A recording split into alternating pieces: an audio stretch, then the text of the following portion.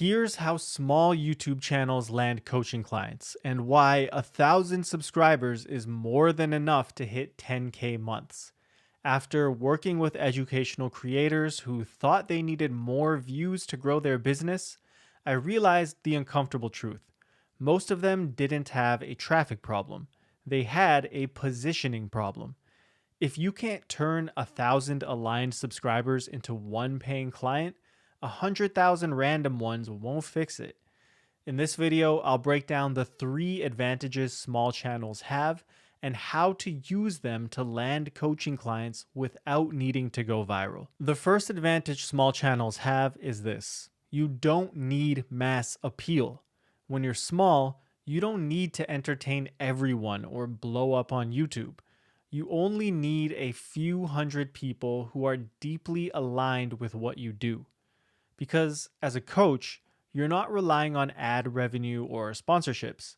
You don't need 50,000 views on your video. If you get just 5,000 views in a month, and those views are from the right people, and just 5 of them buy a $2,000 offer, that's $10,000. You now have a real 6-figure online business. And if 5,000 aligned viewers can't produce one client, the issue isn't size, it's positioning. Small creators lose out when they try to sound useful to everyone instead of essential to just one person. Because clients don't come from broad value. They come from solving a specific painful problem for a specific type of person. That's the leverage of being small. You can afford to be specific. And here's the test. If someone watches 3 of your videos, would they clearly know who you help, what problem you solve, and what transformation you're known for? If the answer is no, more subscribers won't fix that. So instead of asking, how do I get more views? Ask, would the right person feel called out by this? That shift alone will do more for your revenue than another 10,000 impressions. The second advantage small channels have builds off the first one. Once you know who the right person is and who your content is for, you need to understand this. You don't need to talk about everything. In fact, you shouldn't. Let's say you're a fitness coach who helps men over 40 build muscle. You already know who your content is for, but then you start thinking growth means variety in your content. So each week, your posts look something like this: best high protein foods for fat loss, the perfect push-pull leg split, morning routines for productivity, how to stay motivated, supplements you should be taking. Individually, none of that is bad advice or bad content. But to your viewer, the 43-year-old guy who just wants to stop feeling weak and soft, it feels scattered. He doesn't know what you actually stand for. Are you the nutrition guy, the training split guy, the motivation guy, or the supplement guy? And when he doesn't know what you're known for, he doesn't associate you with solving his core problem. That's the trap small creators fall into. They think more topics equals more value, but going wide in your content just creates noise and confusion. To build authority and trust, your content needs depth. Imagine instead you decided, I help men over 40 rebuild strength without wrecking their joints. Now, everything revolves around that. Your nutrition videos are about eating to recover faster at 40 plus. Your training videos are about joint-friendly strength programming. Your mindset videos are about accepting that you can't train like you did at 25, and that's okay. It's the same content categories, but now it's anchored to one core problem. When someone hears that message 5, 10, 15 times from different angles, something happens.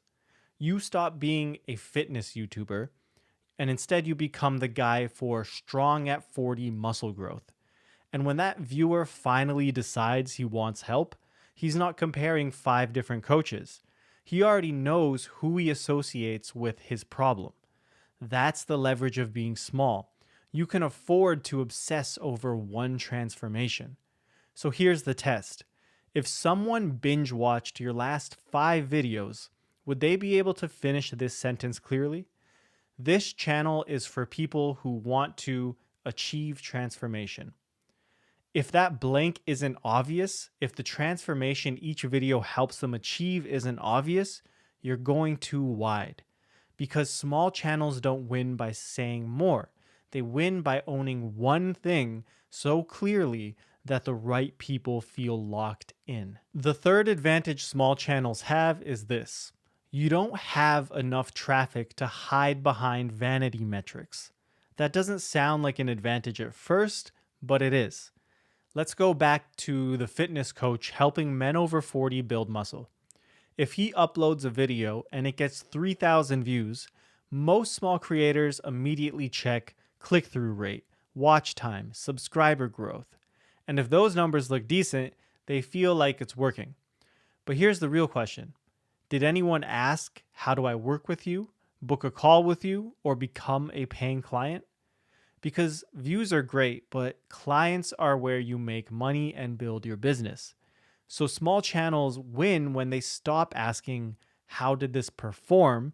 And start asking, did this move someone closer to a decision of wanting my help? A big entertainment channel can optimize for views. They make money from attention. But as a coach, you make money from people committing to change. Those are two different games. If your video gets 5,000 views but 0 conversations, that's not momentum, it's just noise. But if it gets 2,000 views and 3 serious inquiries, that's a strong signal. And small channels can pay attention to signals to see what's working. You can read every comment, you can see exactly which videos trigger real conversations. That's where the real leverage comes from. So here's the test for point 3. When you review your content, are you analyzing it like a creator or like a business owner? Creators celebrate views. Business owners track buying intent. And if you're small, you can't afford to confuse the two. So if you step back, this is why 1,000 subscribers is enough. This is why 5,000 views in a month is enough.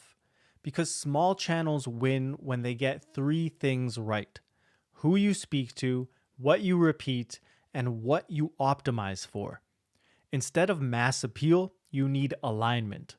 Instead of content width and endless topics, you need depth around one transformation. And you don't need more views, you need buyers. But here's the part most creators still get wrong. Even when you get all of this right, viewers can still binge your content and never buy, because there's one invisible gap between trust and commitment that most small creators don't understand. And if you don't fix that, it doesn't matter how aligned your audience is. So in the next video, I'm going to break down exactly why viewers binge your content but never book a call, and how to close that gap without becoming pushy or salesy. If you want to see how to get your viewers to buy, then watch that next.